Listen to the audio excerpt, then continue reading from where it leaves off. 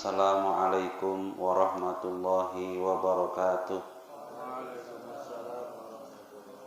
Alhamdulillah, nahmaduhu wa nasta'inuhu wa nastaghfiruh wa na'udzu billahi min syururi anfusina wa min sayyiati a'malina. May yahdihillahu fala mudhillalah wa may yudlilhu fala hadiyalah. Asyhadu an la ilaha illallah wahdahu la syarikalah wa asyhadu anna sayyidana Muhammadan abduhu wa rasuluh la nabiyya ba'dah. Allahumma shalli ala sayyidina Muhammadin wa ala alihi washabihi ajmain, amma ba'du. Jamaah yang mulia, marilah kita bersyukur kepada Allah atas nikmat dan karunia-Nya.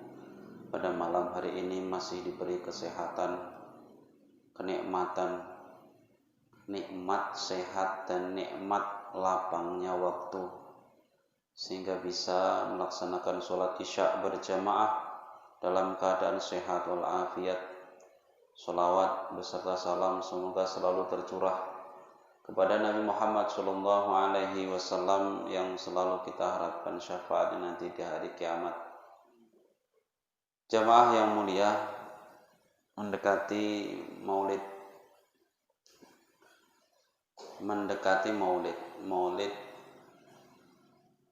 maulud atau maulid yang benar?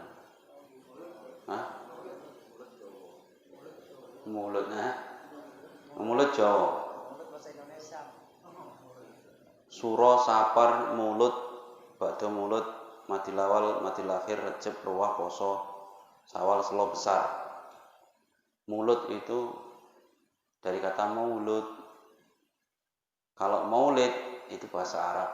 Walada yalidu maulidan. Walada yalidu waladan wa maulidan fahuwa walidun wa dzaka mauludun. Lid latalid maulidun miladun. Maulid itu waktu lahir, waktu dan tempat lahir. Isim zaman, waktu lahir. Kalau isim makan, tempat lahir. Jadi kalau maulud itu orangnya, maulud itu orang yang dilahirkan. Kalau walid, orang yang melahirkan. Walada yalidu, walid itu bapak, orang yang melahirkan. Loh, tapi yang melahirkan mama. Iya, maksudnya dari situlah dia bisa lahir, itu dari situ. Walid. Maulud, orang yang dilahirkan. Makanya kullu mauludin yuladu ala fitratil Islam. Mal maulud illa yuladu ala fitratil Islam. Maulud itu maknanya orang yang dilahirkan. Kalau maulid waktu lahir atau tempat lahir. Tapi yang dikenal untuk momen maulid Nabi berarti waktu lahirnya Nabi. Itu bisa kita ketahui dengan bahasa Arab. Nek gak ngerti bahasa Arab ya maulid padha wae. Maulid itu memperingati maulid itu setiap tahun sekali atau sebenarnya setiap hari atau seminggu sekali? Setiap saat ya. Kalau Nabi seminggu sekali. Nabi ditanya, "Ya Rasul, kenapa engkau puasa di hari Senin?" Jawab Nabi gak mah? "Dzaka yaumun wulidtu fih." Iku hari saya dilahirkan. Wa yaumun bu'istu, dan hari saya diutus. Wa yaumun ukhiya ilayya, dan hari saya diberi wahyu. Jadi hari Senin itu hari menepati lahirnya Nabi. Nabi diutus dan Nabi diberi wahyu juga hari Senin. Di gua Hira. Makanya Nabi berpuasa. Nabi puasa Senin setiap hari Senin. Makanya kalau mau memperingati Maulid ya baiknya jangan setahun sekali, tapi apa? Seminggu sekali. Puasa. Toh kalau nggak puasa, baca sejarah. Baca sejarah. Jadi di hari Senin, kalau di pondok-pondok pesantren Jawa itu baca Maulid, baca sejarah Maulid. Itu bagus. Di sini setahun sekali. Setahun sekali itu pun kalau ada, kalau nggak ada ya udah lewat. Makanya nggak kenal sama Nabi. Kalau di sana setiap Senin, setiap malam Jumat itu diadakan Maulid. Maulid itu pembacaan sejarah Nabi mulai dari lahir sampai wafat. Itu dibaca. Kami dulu malam Jumat dikumpul ke anak-anak siap sholat maghrib sampai isya. Ono sing siap sholat isya. Pertama sholawatan, karena malam Jumat disuruh sholawatan. Aksiru minas sholati alayya yaumal lailatul jum'ah wa yaumil jum'ah. Lailatul jum'ah wa yaumal jum'ah. Perbanyak baca sholawat kepadaku di malam Jumat dan di hari Jumat. Faman fa'ala dzalika kuntu lahu syahidan wa syafi'an yaumal qiyamah. Barang siapa kok melaksanakannya, maka aku nanti akan menjadi saksi dan memberi syafaat nanti di hari kiamat. Kami sholawatan di malam Jumat. Siap sholawatan baru baca Maulid ini tadi. Ya Rabbi sholli ala Muhammad, Ya Rabbi sholli alaihi wasallim, sampai ke bawah. Ya Rabbi wardo anis sahabah, Ya Rabbi wardo anis sulalah, Ya Rabbi sholli ala Muhammad, Ya Rabbi sholli alaihi wasallim, Ya Rabbi sholli ala Muhammad, Ya Rabbi sholli alaihi wasallim. Itu Ya Rabbi sholli. Baru sholatullah salamullah ala toha rasulillah, sholatullah salamullah ala yasin habibillah. Baru ya Rasulullah, ya Rasulullah salamun alaik. Itu juga. Jadi siap tiga itu dibaca, anak-anak sudah terhibur, barulah baca abtadiul imla'a bismi dzatil aliyah mustadirun faidal barakati ala ma analahhu wa aula wa thanni bihamdi mawaridu saibatun haniyah mustadirun sampai akhir lah ke apa. Iku Maulid berjanji kamu baca setiap malam Jumat. Ning kene gak ono kaya ngono. Anak kecil-kecil pandai ini main TikTok, tapi gak ngerti Maulid apa, karena nggak diajari. Pembacaan Maulid Nabi itu dibaca setiap ada hajatan anak-anak akikah, ya. Baru nanti ibu-ibu marhaban, itu dibaca di sana. Jadi yo sering Maulid itu. Di sini kok ibu-ibu marhaban ada juga ya, ada juga. Cuman untuk setiap minggunya nggak ada. Maulid itu yang seharusnya Maulid itu yo di rumah-rumah itu mengadakan Maulid. Di rumah-rumah dibacakan sejarah Nabi, itu loh Maulid. Bukan harus, kenapa kok dikumpulkan satu tempat? Supaya lebih meriah. Kayak disuruh zikir sendiri-sendiri, nggak mau. Disuruh zikir sendiri-sendiri males. Dikumpulkan satu tempat zikir bersama supaya semangat gitu. Orang maulid diajak maulid sendiri-sendiri di rumah, gawe maulid gak iso, gak ngerti carane. Dikumpulke satu tempat diajak melaksanakan peringatan maulid. Tujuannya supaya lebih meriah.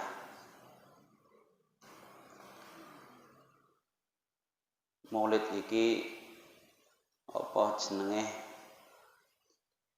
besar manfaatnya ya.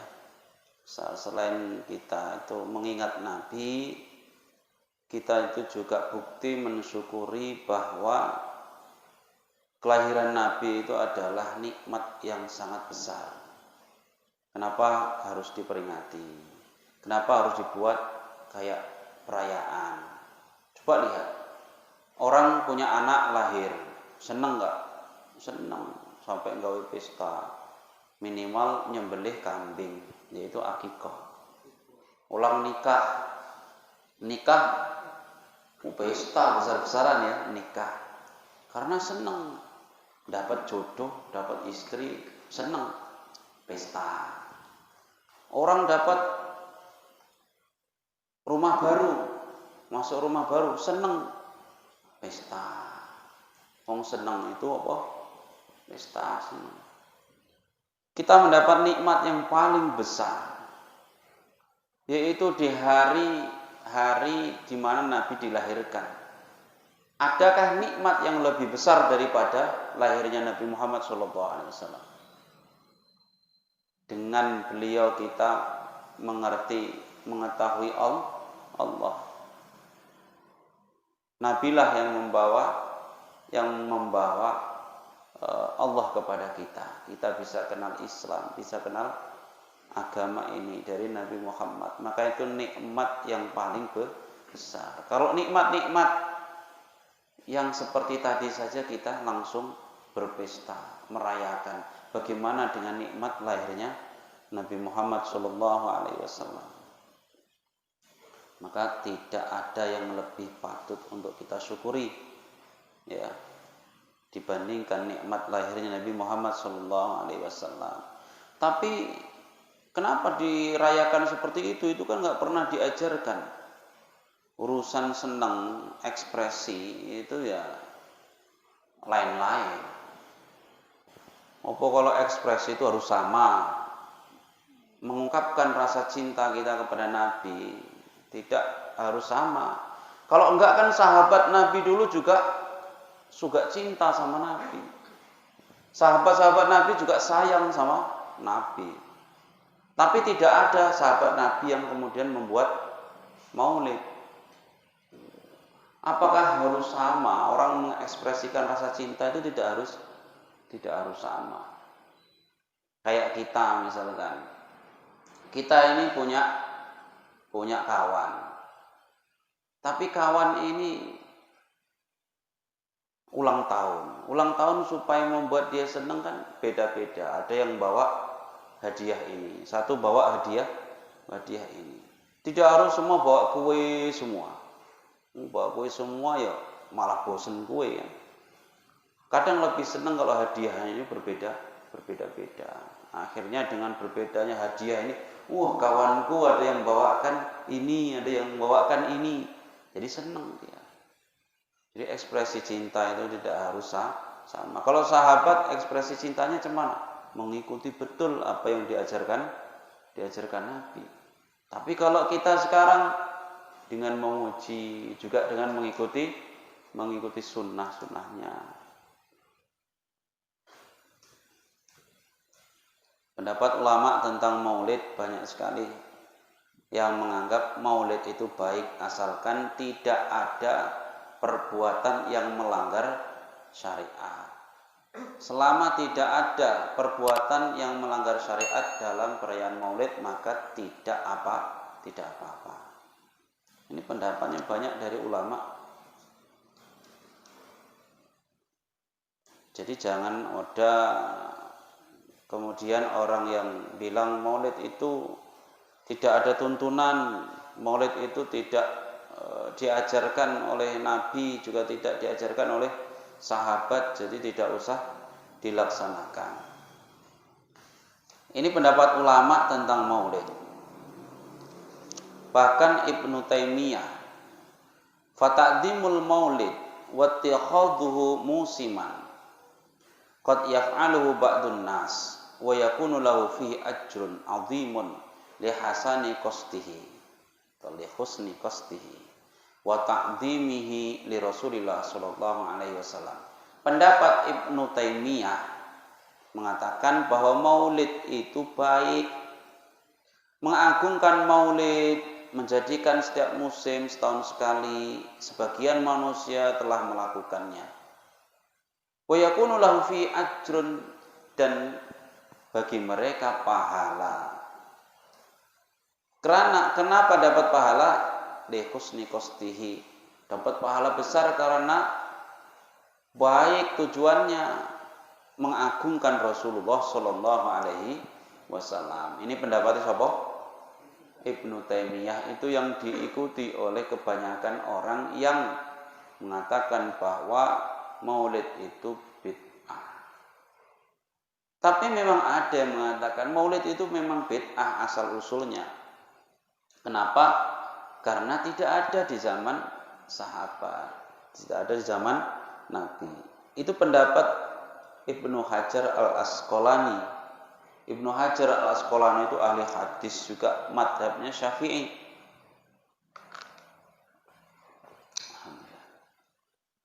Beliau berpendapat aslu amalil maulid bid'ah. Ya. Hukum asal maulid itu apa? Bid'ah. Lam yungqal an ahadin minas salaf, tidak dijumpai, tidak pernah didapati dari seorang pun kalangan salafus saleh dari kurun 300 tahun pertama. Tetapi ma'adzalika qad istamlat ala mahasin, tetapi maulid itu mengandung kebaikan-kebaikan yang banyak, wadiddaha, dan keburukan. Artinya kebalikan dari kebaikan itu keburukan. Di situ ada kebaikan, juga ada keburukan. Faman takhara fi amalihal mahasin, barang siapa kok bersungguh-sungguh melakukan yang baik-baik dan mengamalkan perayaan maulid itu, milih yang baik-baik, akan mendapat kebaikan. Wa tajannaba diddah, dan menjauhi selainnya, yaitu keburukan. Karena menjadi bid'ah hasanah, ya akan menjadi bid'ah hasanah. Wa man la fala. Dalam maulid itu ada memang kebaikan, juga ada keburukan. Contoh maulid merayakannya dengan cara mendatangkan musik-musik atau nyanyi lagu-lagu yang tidak ada manfaatnya.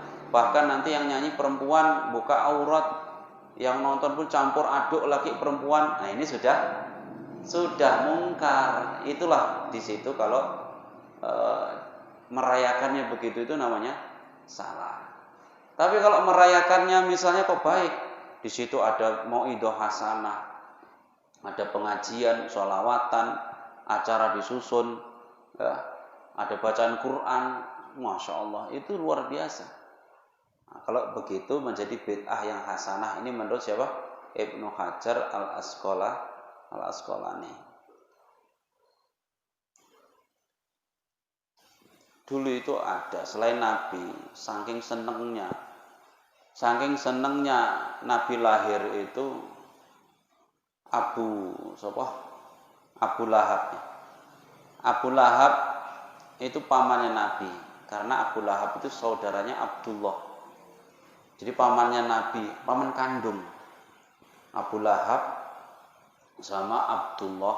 Abdullah itu ayahnya Nabi, sama Hamzah, sama Abbas, itu saudara semua. Ketika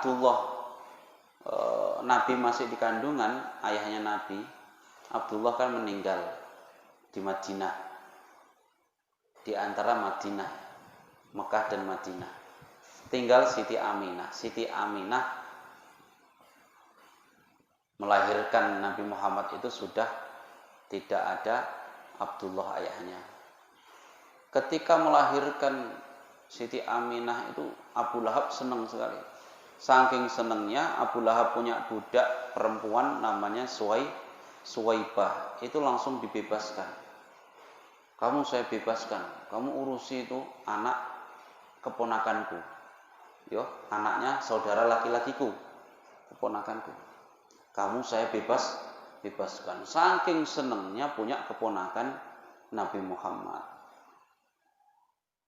Karena itu setiap Senin itu Abu Lahab itu mendapat keringanan siksa. Setelah meninggal Abu Lahab, itu saudaranya Abbas itu mimpi bertemu dengan Abu Lahab. Ditanya, kayak mana nasibmu di sana, Abu Lahab? Setelah sepeninggalku atau setelahmu, maksudnya setelah aku meninggal, aku selalu disiksa setiap hari. Cuman hari Senin saja saya mendapat keringanan, gak dipukuli malaikat. Cuman hari Senin. Itu karena aku senang ketika Muhammad lahir, membebaskan Suwaibah karena senang Nabi Muhammad lahir. Abu Lahab yang tercatat dalam Al-Quran itu saja bisa mendapat keringanan siksa ketika mati. Padahal sudah tercatat dalam Al-Quran. Tabbat yada Abi Lahabi wa tabb ma aghna anhu maluhu wa makasab. Bisa mendapat keringanan setiap hari Senin. Apa meneh kita yang sudah orang Muslim, orang mukmin, kok senang dengan kelahiran Nabi Muhammad? Apa yang akan kita dapatkan? Nah, makanya itu kan cuma mimpi. Loh, jangan salah. Ini mimpinya sahabat. Kamu berani bilang sahabat Nabi, pamannya Nabi itu bohong? Jangan keterlaluan. Kalau ingkar jangan keterlaluan. Mimpinya orang soleh itu adalah ittaqu firasyatal mu'min. Yo. Pokoknya mimpinya sahabat sekaligus pamannya Nabi Muhammad sallallahu alaihi wasallam.